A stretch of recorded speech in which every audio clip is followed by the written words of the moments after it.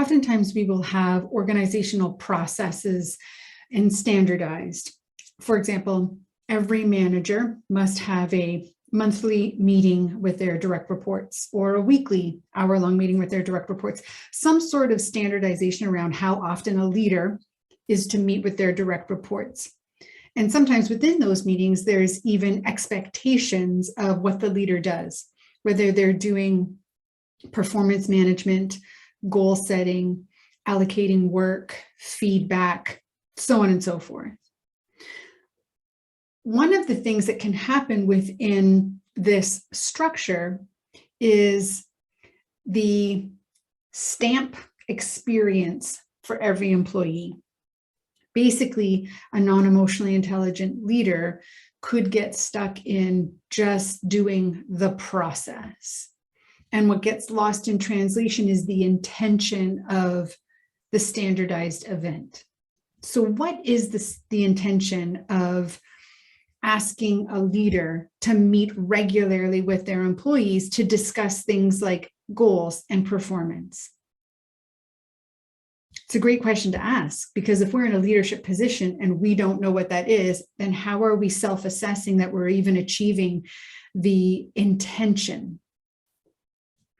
So when we look at our capacity to grow our leadership excellence, one of the things we need to do is be able to operate with flexibility inside standardized processes. So if the requirement is to meet with employees every month, every week, or direct reports, and be able to complete some sort of form, standardized form or process, first we ask ourselves, what's the intention of doing this? And in self-assessment, am I achieving the intention? With this particular direct report, how do we go about doing that? With this direct report, how do we go about doing that? With this direct report, how do we go about doing that? And there's flexibility that exists within each of those experiences based on what the individual that you're with needs of you, requires of you. We can often see that we'll make clear distinctions between a new employee that's green, as in the learning and onboarding stages, and an experienced employee that we've been managing for multiple years. We can see that clear distinction, but then sometimes we don't see a distinction between employees.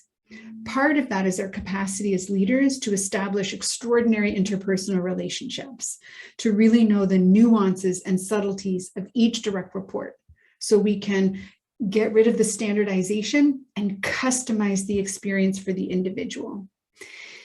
When we do this, a way to be able to acknowledge that we are successful is asking for the qualitative experience of the direct report. Quantitative is, did you have your meeting with your manager this month? Yes, I did. Does that mean anything? No, it just means we checked a box. What was that experience like? Was it value add to you? Do you feel cared for? Those are qualitative based questions that we can glean from the experience, the actual impact the leader is having.